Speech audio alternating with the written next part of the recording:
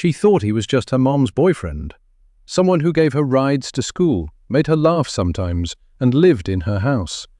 But what she didn't know was that he had been quietly planning something monstrous. 13-year-old Madeline Soto never stood a chance, and by the time the truth came out, the evil was far worse than anyone could imagine. It was a calm Monday morning, February 26, 2024, in Kissimmee, Florida. The sun had just started to rise over the quiet neighborhoods near Hunters Creek Middle School, where students were arriving in their usual routine. Parents were dropping off their kids, school buses were making their stops, and most of the day looked just like any other. But that illusion would soon shatter. One seventh grader never showed up. Her name was Madeline Soto, and she was just 13 years old. At first it seemed like a simple miscommunication. Maybe she was running late, maybe she missed the bus. But by late afternoon, when there was still no sign of her, and she hadn't made contact with anyone, not her mother, not her school, not her friends, panic began to take hold. By evening, it was clear. Madeline was missing. Madeline wasn't just another face on a missing persons flyer. She was full of life. Known for her wide, expressive eyes and her sweet, gentle spirit, Madeline was the kind of girl who lit up a room without trying.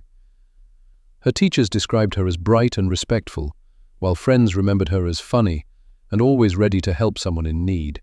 She loved music. She doodled in the margins of her notebooks. She had dreams, just like any other 13-year-old, about growing up, finding her path, and maybe one day becoming an artist or a writer. She lived with her mother, Jessica Soto, in the quiet Orlando suburb of Kissimmee. They were close. It had been just the two of them for a long time, but lately, a man named Stefan Michael Stearns had been staying with them, Jessica's boyfriend. To the outside world, Stearns was just another adult in the household, a helping hand, someone who sometimes drove Madeline to school or ran errands. But to investigators, this man would soon become the center of a horrifying discovery. According to police, Stefan Stearns told Jessica that he would take Madeline to school that morning, as he had done before. But by 9 a.m., when school officials contacted Madeline's mother to report her absence, confusion set in. Jessica tried to reach Stearns, but got no clear answers. He reportedly said he had dropped Madeline off that morning, but something in his story didn't sit right. His timeline was vague, and when authorities reviewed school security footage, there was no sign that Madeline ever arrived. By the end of the day, Jessica Soto reported her daughter missing, and the Osceola County Sheriff's Office launched a full-scale search. But behind the scenes, detectives were already zeroing in on Stearns. It didn't take long for things to unravel.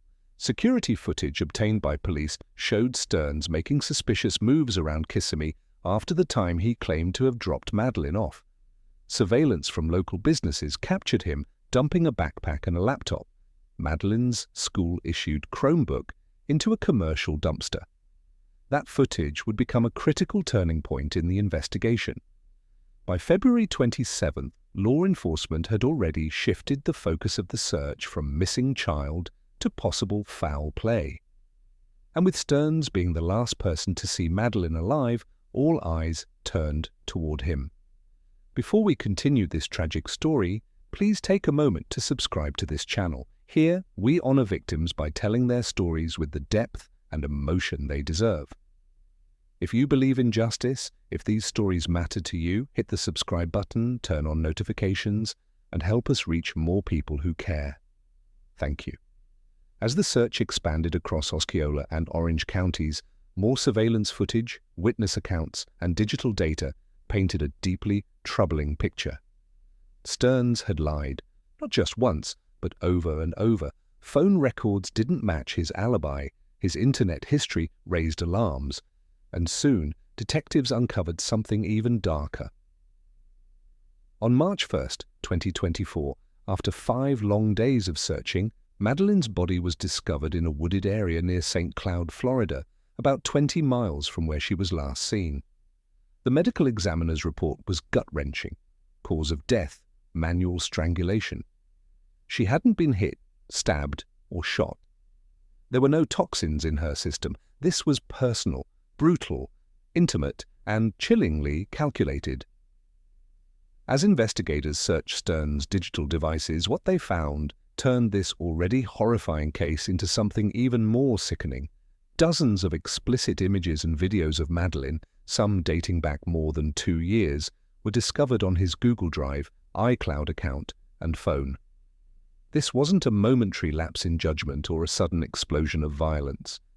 This was planned. Stearns had been grooming, recording, and abusing Madeline for years, and no one knew. He wasn't just a murderer, he was a predator. And he had been living under the same roof as her mother, hiding in plain sight. He said he dropped her off at school, but there was no trace of her. He said he didn't know what happened, but the evidence told a different story, one of deceit, abuse, and a carefully planned cover-up. In the hours after Madeline vanished, her killer made one mistake. He underestimated how fast the truth would catch up with him. The morning of February 26, 2024 was supposed to be normal. According to Stephen Michael Stearns, he left home with 13-year-old Madeline Soto around 8 a.m. to take her to school at Hunters Creek Middle. But surveillance footage from the school showed no sign of Madeline ever arriving. When her mother, Jessica Soto, received a call from the school saying her daughter hadn't shown up, alarm bells rang. She immediately contacted Stearns, but what followed was a chilling string of lies. Stearns insisted he had dropped her off, but he couldn't describe what she was wearing that day. He couldn't say where exactly he dropped her, and his story kept changing. By the time detectives spoke to him directly, they were already suspicious. Within 24 hours, law enforcement pulled surveillance from school grounds and the surrounding businesses. There was no footage of Madeline arriving. But what they did find, video of Stearns alone, carrying her backpack and Chromebook, tossing them into a dumpster behind a shopping plaza. That dumpster was later searched, and Madeline's school laptop was recovered. That single discovery turned the case from a missing persons investigation into a potential homicide. When police searched the home shared by Stearns and Jessica Soto, they found concerning evidence. Blood was discovered in the bathroom sink. A mattress appeared to have been recently cleaned. Surveillance footage from the apartment complex showed Stearns moving bags to his car early in the morning, long before school started. Digital forensics revealed even more. Stearns' search history showed disturbing queries about body decomposition, child abuse sentencing, and dump site distances. On top of that, police obtained records showing explicit files, including images of Madeline, saved on Stearns' Google Drive and iCloud. It was clear Stearns had been abusing Madeline for years. Authorities believe she had finally begun to speak out, possibly confiding in someone or preparing to tell her mother.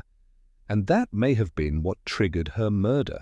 One of the most gut-wrenching discoveries was the digital content stored by Stearns.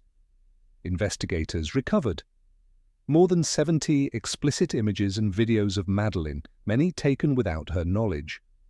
Content dating back over 2 years, pointing to a long period of grooming and sexual abuse.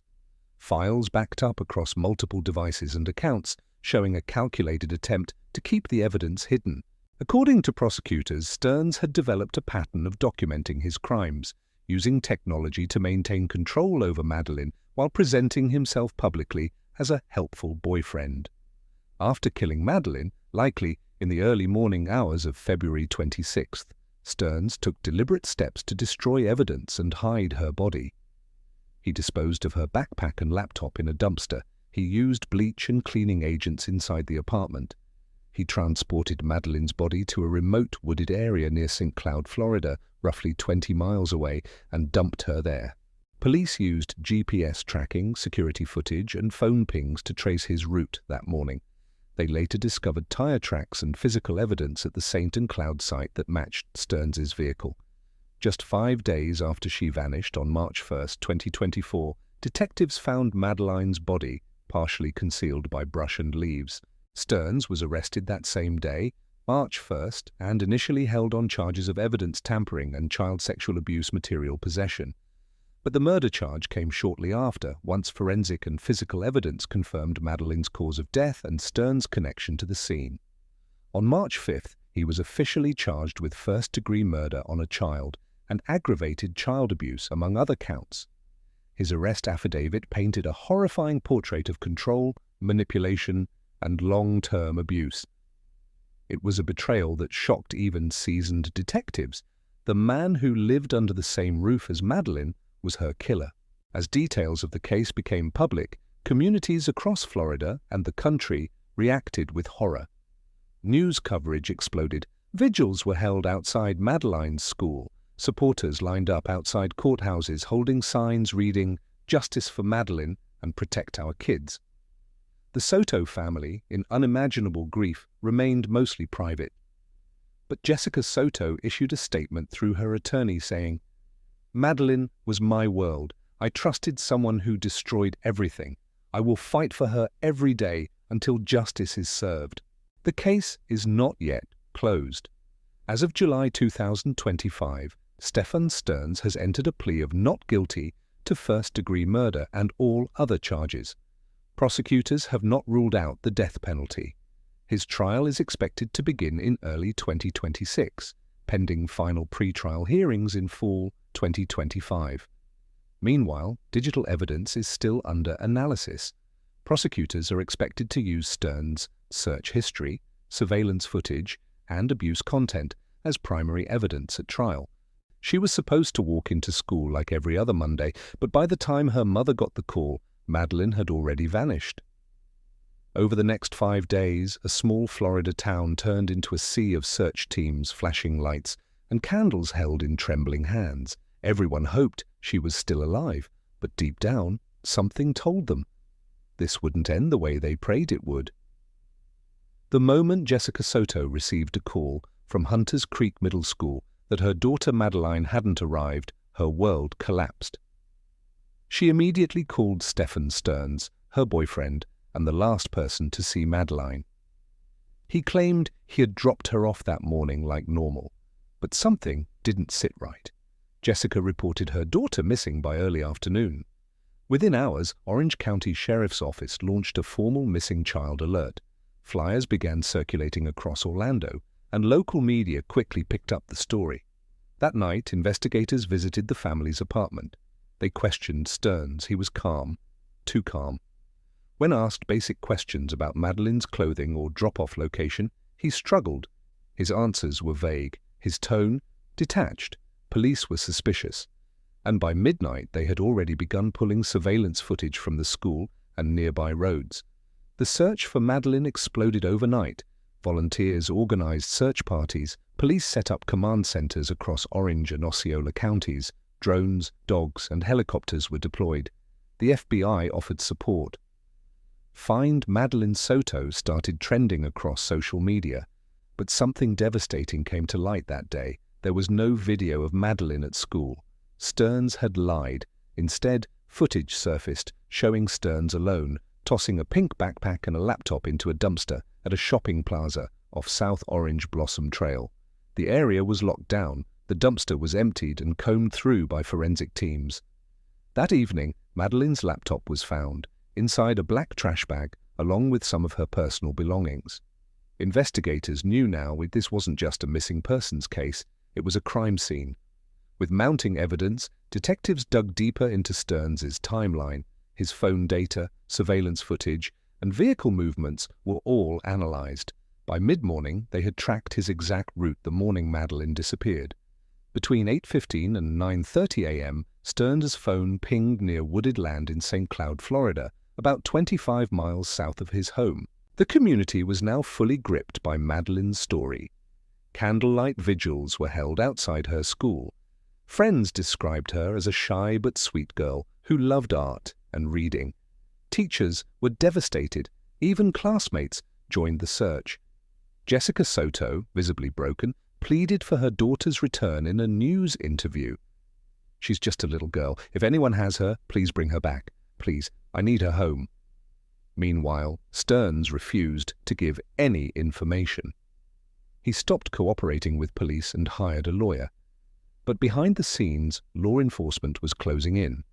On that day, they discovered Stearns' Google Drive account contained explicit photos of Madeline, along with other abusive files.